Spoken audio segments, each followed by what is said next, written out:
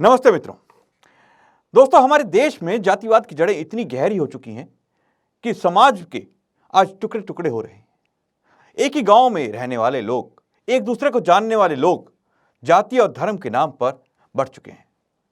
ऊंच नीच के नाम पर जो जातियां बांटी गई, लोगों ने इसको राजनीतिक इस्तेमाल करना शुरू कर दिया, जिसके चलते कई विधर्मी उन लोगों को जिन्हें दबाया गया जाति के नाम पर, उन दलित समाज के लोग, उनको बरगलाना भी आरंभ कर दिया, मत से भटकाना भी आरंभ कर दिया, अपने मत में लाना शुरू कर दिया और उनका धर्म परिवर्तन आरंभ कर दिया। उसके कई कारण हैं। हाल ही में राजस्थान में एक घटना घटी जब एक दलित समुदाय का व्यक्ति घोड़ी पर चढ़कर गांव में बारात लाने का प्रयास कर रहा था, तो पुलिस को भी बताया गया था, इसमें पुलिस की सुरक्षा भी थी। तो ऐसे में कुछ अगड़ी जाति के लोगों द्वारा पथराव किया गया। देखने में ऐसी घटनाएं आम होती हैं, लेकिन इसका प्रभाव बहुत ही दूरगामी होता है। दोस्तों, आप सभी का स्वागत है हमारे इस कार्यक्रम मुद्दा जरूरी में। आज हमारे साथ मौजूद हैं समाज सेवी श्री अनुभव आर्य जी और श्री आर्यवीर अरविंद जी। आप दोनों का इस कार्यक्रम में बहुत बहुत स्वागत है। सबसे पहले अनुभव जी, मैं जानना चाहूँगा, हमारे देश में हम देखते हैं कि जाति के नाम पर आज भी बहुत सारे अत्याचार होते हैं। ऊंची जाति के लोग नीची जाति के लोगों को अपने साथ बैठाने से भी परहेज करते हैं, अपना अपमान समझते हैं।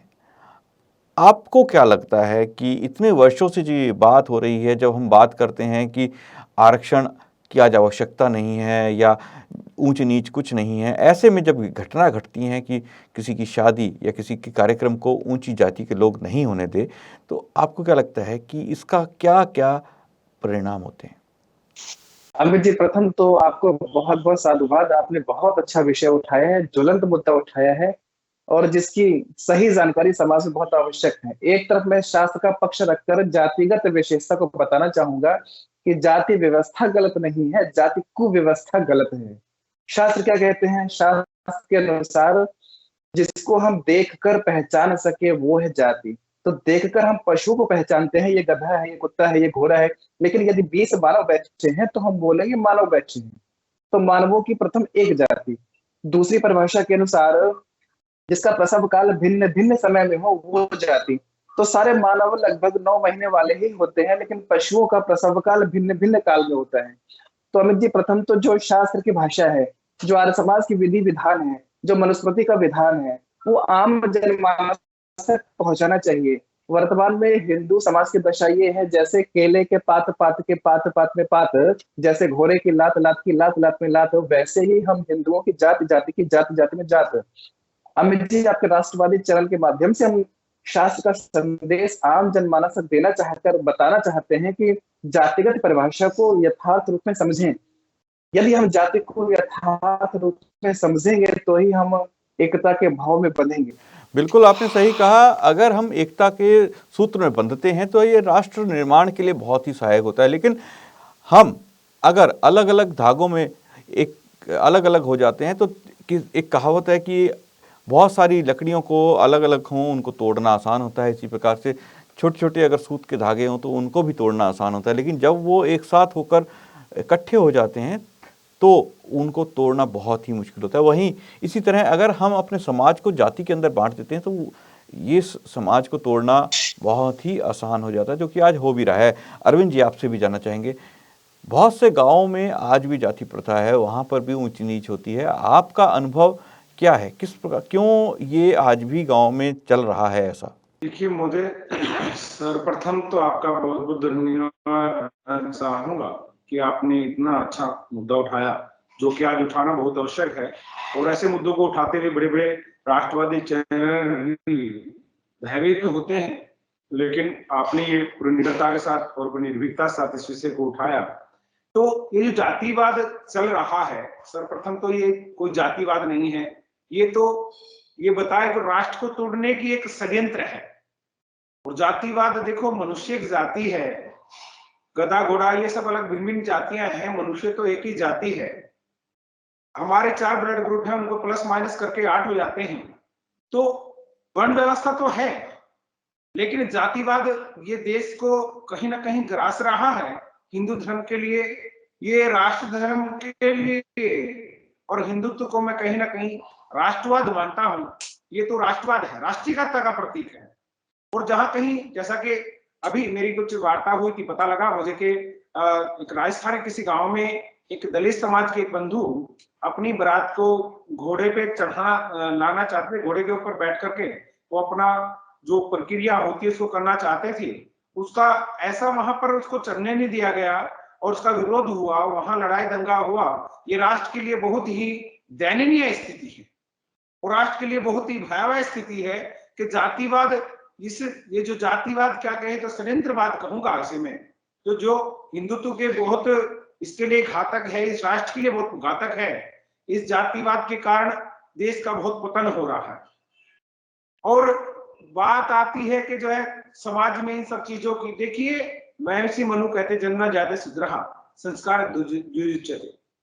यदि एक ब्राह्मण का बेटा है और वो वेद शास्त्र विशेष ज्ञान ना प्राप्त करे तो वो ब्राह्मण नहीं हो सकता।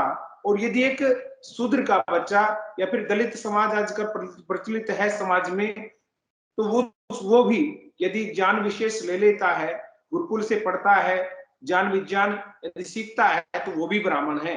और यदि क्षत्रिय के संतान है, वो विशेष शस्त्रों का ज्ञान ना ले, क्षत्रिय का कार्य होता है समाज राष्ट्र की रक्षा करना, व्यवस्था बनाना और राज करना। यदि वो अपने इन कार्यों में, अपनी कला में पारंगत नहीं है, तो वो भी क्षत्रिय नहीं है।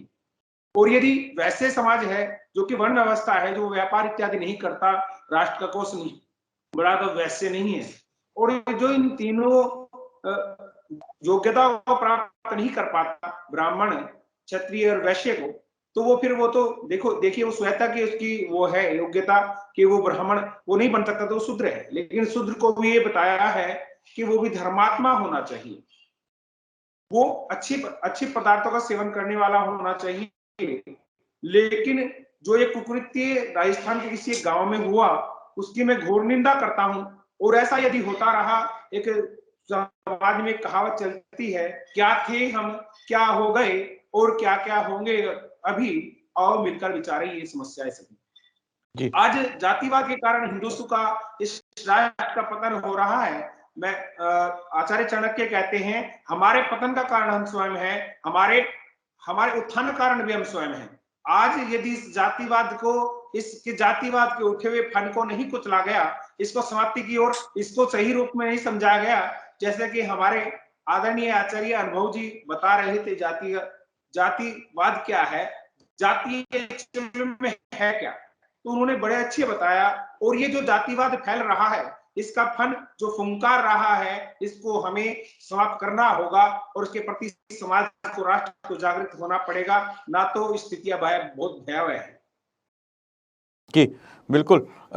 जो आपने बात की अरविंद जी के स्थितियां काफ़ी भयानक हैं, ये वास्तव में काफ़ी भयानक हैं। दोस्तों मैं आपको बता देना चाहूँगा कि भारत में सबसे अधिक जो धर्मांतरण के मामले हैं वो ऐसे लोगों के साथ, ऐसे समुदाय के साथ होते हैं जो जाति व्यवस्था के कारण कहीं ना कहीं परेशान होते हैं। वहीं उन लोगों को ईसाई मिशनरी या इस्लामिक स्कॉलर्स कह लें या फिर इस्लाम को मानने वाले मौलाना, मौलवी, ये सब बरगलाने का काम करते हैं। वो वही लोग होते हैं जिनको जातिवाद के कारण कोई ना कोई कष्ट झेलना पड़ता है। तो अरविंद जी आपसे जानना चाहेंगे, ये जो कारण रहता है कि जातिवाद को जिनको कष्ट झेलना पड़ता है उनको बहुत जल्दी सॉफ्टली टारगेट किया जाता है। हमारे ही जो भाई बहन होते हैं उनको अलग अलग धर्मों, मतों में कन्वर्ट करने का कार्य किया जाता है, चाहे वो बौद्ध के नाम पर हो या ईसाई के नाम पर हो। तो आपको क्या लगता है कि ये जो जातिवाद एक विषय है, एक शब्द है, ये बहुत ही खतरनाक है किसी भी एक समुदाय के लिए, जिसे आज भी हमारे देश के कुछ लोग पाल रहे हैं?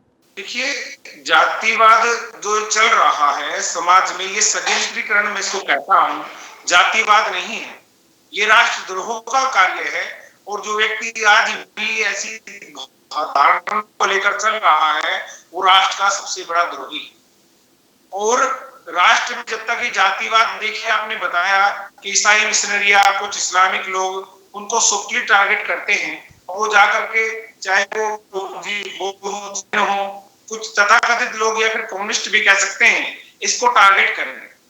और वो जो कहीं ना कहीं इस बात को अपने अहंकार में लिए बैठे हैं, जातियों का ये है वो है सब चीजें, ये बहुत ही राष्ट्र के लिए बहुत दयनीय स्थिति है। ऐसी स्थिति नहीं होनी चाहिए। ऐसी स्थितियां राष्ट्र के लिए बहुत भयावह है, बहुत कष्टदायी है। और हम इन सब चीजों के ऊपर अगर रोक ना लगी, प्रतिबंध, और मैं तो निवेदन करना चाहूंगा भारत सरकार से और निवेदन करना चाहूंगा राज्य सरकारों से कि ऐसी जागरूकता अभियान चलाए जाएं। ये जातिवाद, ये सब चीजें, ये सब जातिवाद एक्चुअलिटी में है नहीं, ये तो तुष्टीकरण है, राष्ट्रद्रोह है। ये हमारे देश को, धर्म को क्षति पहुंचाने का कार्य किया जा रहा है। और जिन लोगों ने भी किया ये, एक तो उन्हें उनसे क्षमा मांगनी चाहिए, और पूरा देश इसके लिए जागरूकता का अभियान चले।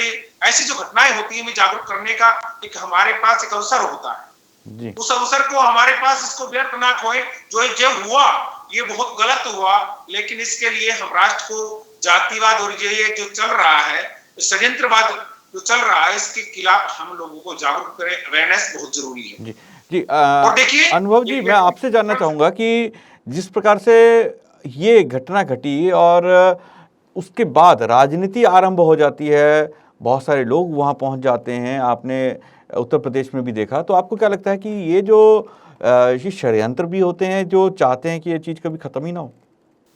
ये तो अमित जी बाकायदा षड्यंत्र से ही किए जाते हैं।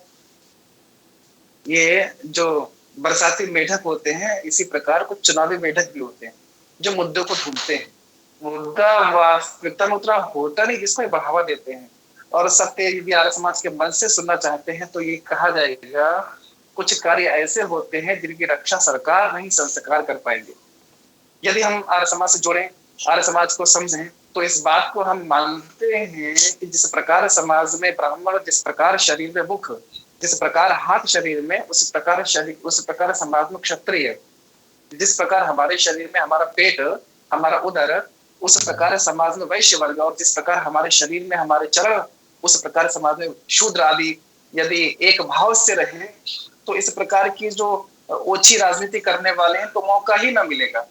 तो जहां तक हम समझते हैं इसको सरकार नहीं संस्कार ही बदल पाएंगे। और जहां तक आपके चैनल से हम बताएंगे, यदि आर्य समाज से जुड़ा हमारा हो जाए, वेदों से हमारा जुड़ा हो जाए, तो जाति व्यवस्था का एक अंश भी धरा पर न रहे। जो सत्य पक्ष है, जिसको हम वर्ण व्यवस्था कहते हैं, वही दृष्टिगोचर होगा।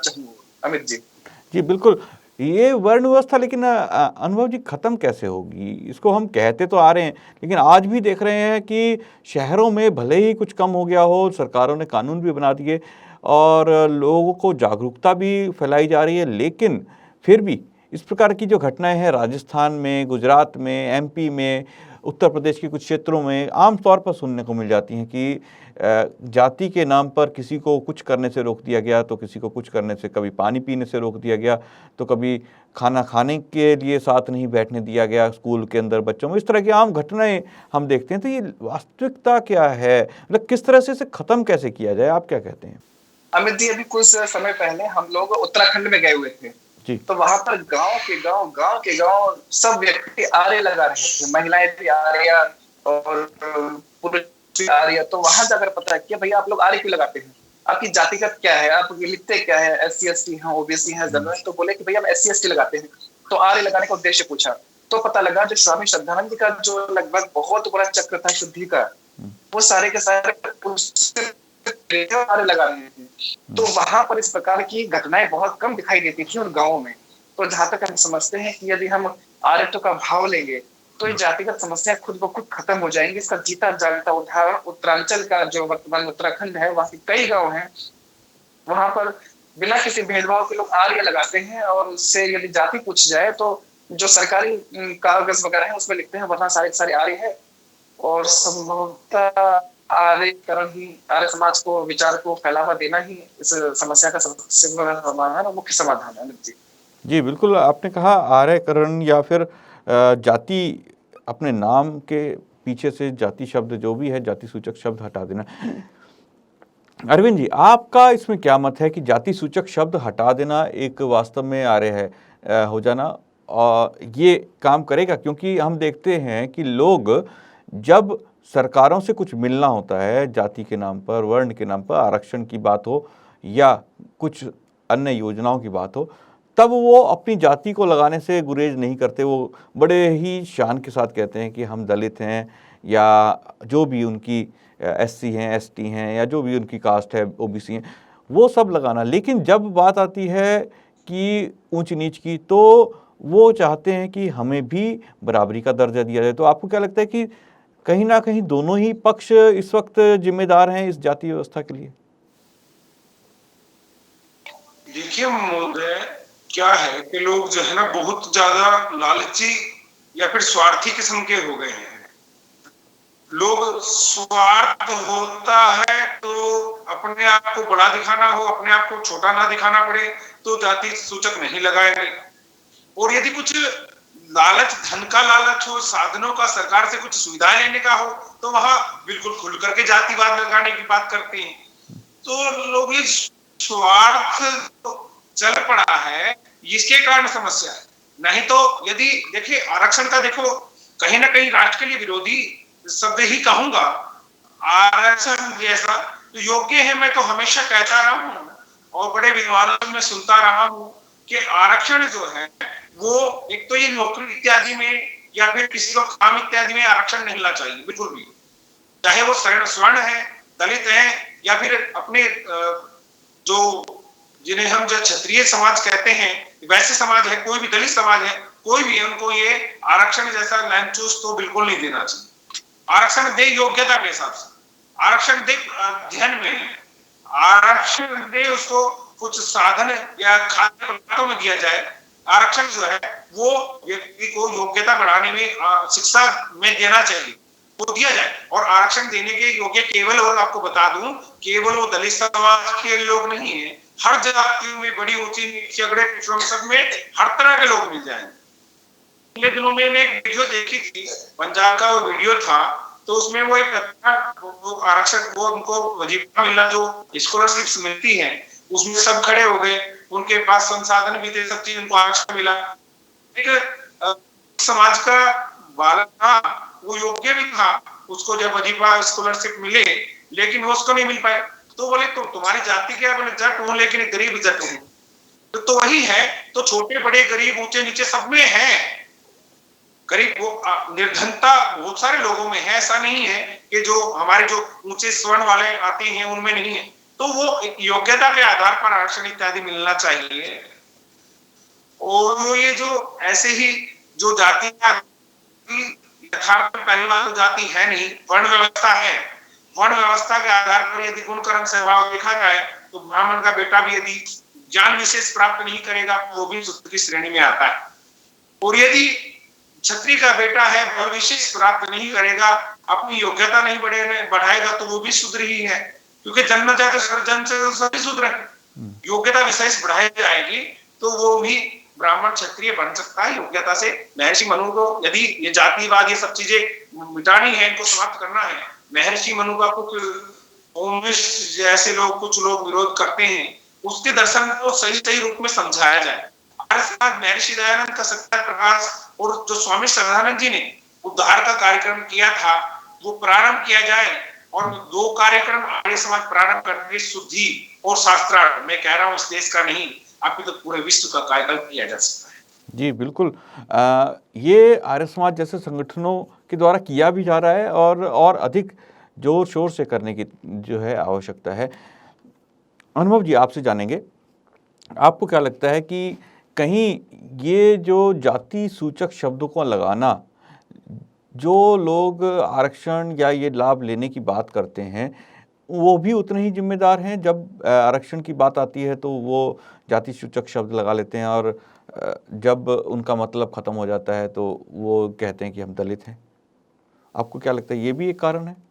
अमित जी, यदि हम कुछ पुरानी बात करें तो दलित शब्द का कोई मूल नहीं था, कोई वजूद नहीं था। लेकिन जब से राजनीति घटिया हो गई ना, तब से ये दलितवाद, ब्राह्मणवाद, ये वाद, वो वाद को इतना पहुंचा दिया गया है, केवल वोट बैंक की राजनीति के लिए पाटा रखा है कि भैया तुम दलित हो, तुम ओबीसी में आ रहे हो, तुम इसमें आ रहे हो, और यदि तुम्हारा नेता भी ओबीसी वाला तो उसको वोट देना। ये केवल और केवल वोट बैंक की राजनीति है, इससे अधिक कुछ नहीं है। और जहां तक राजनीति की बात की जाए तो शायद इस मंच पर, इस उत्कृष्ट मंच पर राजनीति शब्द को बोलना वर्तमान के परिप्रेक्ष्य में एक अपमानजनक शब्द का बन चुका है। मतलब मानवों में बात करना, मानवों में जाति सूचक के नाम पर वोट बैंक को इकट्ठा करना, आपस में लड़वाना, भिड़ाना, उनको लालच देना। इससे पहले यदि देखें तो पहले समय में ऐसा कुछ नहीं था, लेकिन मात्र वोट बैंक की राजनीति के लिए आपस में लड़वा देना और किसी छोटे को लालच देकर उसको अपने साथ मिला लेना, इससे अधिक कुछ नहीं है। हम तो सीधे कहते हैं कि भैया सरकार की आवश्यकता कम है, संस्कार की आवश्यकता ज्यादा है। अमित जी।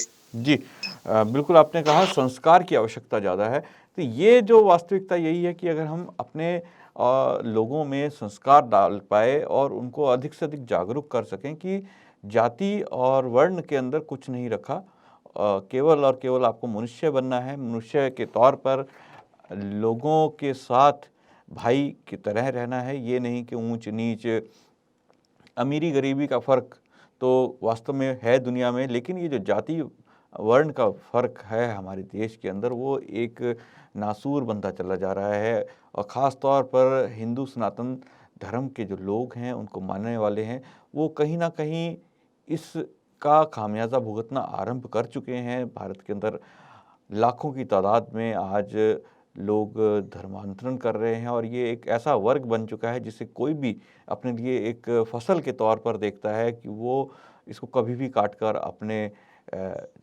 समूह के अंदर जोड़ सकता है, चाहे वो ईसाई हो या मुस्लिम हो। दोनों ही इसको एक ऐसा वर्ग मानते हैं कि जिसे बहुत ही आसानी के साथ अपने धर्म के साथ जोड़ ले। तो ऐसा होगा तो आने वाले समय में वो दूर नहीं दिन कि जब दलित के नाम पर जो राजनीति होती है वो धर्म के नाम पर और बढ़ जाएगी, क्योंकि दलित तो बचेंगे नहीं हिंदुओं में, और वो सब अलग अलग मतों में चले जाएंगे, तो बहुत कम जो हिंदू बचेंगे वो भी अल्पसंख्यक हो जाएंगे। अनुभव जी, आप हमारे साथ जुड़े इस कार्यक्रम में, और अरविंद जी आप भी इस कार्यक्रम में जुड़े। आप दोनों ही मेहमानों का बहुत बहुत धन्यवाद इस कार्यक्रम में जुड़ने के लिए। दोस्तों, मुझे दीजिए आज्ञा, कल फिर मुलाकात होगी एक नए विषय, एक नए मुद्दे में। नमस्ते।